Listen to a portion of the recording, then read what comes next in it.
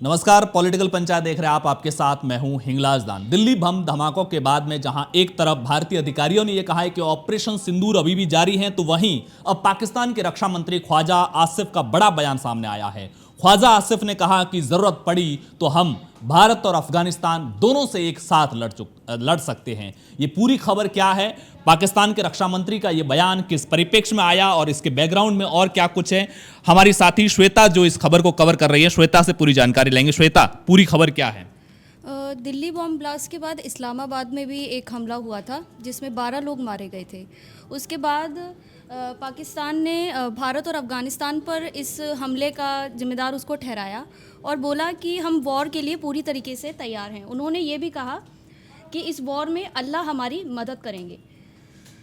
जबकि पाकिस्तान हमने हमेशा यूएन में जाकर हमेशा ये कहा है कि पाकिस्तान जो है वो आतंकवाद का गढ़ है। तो इस हिसाब से उनका ये जो बयान है उसमें हिम्मत कम दिख रही है और डर ज़्यादा दिख रहा है, क्योंकि भारत की ओर से ये भी बयान आया है कि हमने ऑपरेशन सिंदूर जो है वो अभी भी जारी रखा है। तो ऐसा लगता है कि पाकिस्तान जो है वो ऑपरेशन सिंदूर की वजह से थोड़ा सा डरा हुआ है। और दूसरा इनका डर का कारण एक ये भी हो सकता है कि अभी कुछ समय पहले अफ़गानिस्तान की एम्बेसी खुली है, हमारे कूटनीतिक जो संबंध हैं अफ़गानिस्तान के साथ वो शुरू हो गए हैं। तो उसकी वजह से भी पाकिस्तान को डर है कि कहीं अफ़गानिस्तान का जो बलोच वाला इलाका है, जो खैबर पख्तूनख्वा वाला इलाका है, कहीं उसमें घुसपैठ के माध्यम से भारत के साथ मिलकर कहीं कोई आतंकवादी गतिविधियां को अंजाम ना दिया जाए। तो मुझे ऐसा लगता है कि उन जियो पॉलिटिक्स की नज़र से ये भारत और अफ़गानिस्तान पर जो इन्होंने ब्लेम किया है वो एक डर है, हिम्मत कम है। क्योंकि इससे पहले अभी ट्रंप ने भी बोला था कि पाकिस्तान जो है वो सेकेंड टाइम न्यूक्लियर वेपन की तैयारी कर रहा है। तो हो सकता है कि वो जो न्यूक्लियर वेपन की तैयारी कर रहा है उसमें भी इसमें ऐसी कोई प्लानिंग हो। जो दर्शक इस खबर को बारे में या इंडिया अफगानिस्तान तालिबान के साथ रिश्तों को लेकर बैकग्राउंड नहीं जानते, उनको बता दूं कि तालिबान सरकार के जो विदेश मंत्री है वो अभी कुछ दिन पहले भारत के दौरे पर आए थे, देवबंदी मदरसे को विजिट किया था। उनके जो तालिबान के जो वैचारिक तौर पर इस्लाम के भीतर जो वैचारिक भिन्नताएं होती है उसमें वो देवबंद से कनेक्ट फील करते हैं। वो देवबंद मदरसे का उन्होंने दौरा भी किया था और उसके बाद में भारत ने तालिबान सरकार के साथ अपने रिश्तों को मजबूत करते हुए वहां पर अपनी एम्बेसी फिर से ओपन करने का फैसला लिया था, जिसकी वजह से इंडिया और अफगानिस्तान या फिर कहें कि इंडिया और तालिबान के रिश्ते घनिष्ठ हुए थे। ऐसे में पाकिस्तान और भी ज्यादा फ्रस्ट्रेटेड है। हाँ, फ्रस्ट्रेटेड नजर आ रहा है। और दूसरा ये कि भारत आतंकवादी गतिविधि में कैसे इन्वॉल्व हो सकता है जब वो यूएन में जाकर ये बोलता है कि आतंकवाद का गढ़ पाकिस्तान है।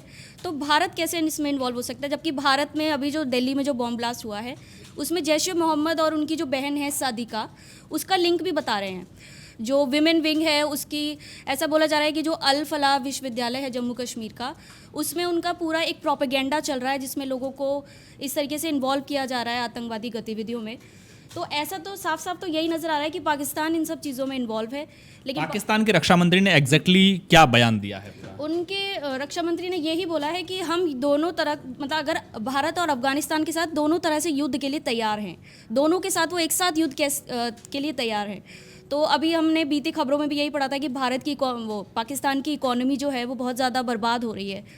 तो ये जो बयान है वो बिल्कुल बेफिजूल ही नज़र आ रहा है अभी तक। तो कुल मिलाकर के ऑपरेशन सिंदूर को लेकर के भारत के जो टॉप डिप्लोमेट्स है या ब्यूरोक्रेट्स हैं उनका ये बयान आया था कि जो दिल्ली में बम धमाका हुआ है ये एक टेरर हमला है और हम इसे एक्ट ऑफ वॉर के तौर पर देखते हैं। क्योंकि जब ऑपरेशन सिंदूर जब चला था और उसकी जब क्लोजिंग हुई थी तब एक कैबिनेट की बैठक हुई थी और उसमें यह फैसला लिया गया था कि आने वाले समय में भारत पर किसी भी तरह का जो हमला होता है उसे एक्ट ऑफ वॉर माना जाएगा। अगर छोटा मोटा आतंकवादी हमला है तो उसे भी एक वॉर के तौर पर देखा जाएगा और हम उसे उसी रूप में जवाब देंगे जैसे कोई दूसरे देश का हमला हुआ हो।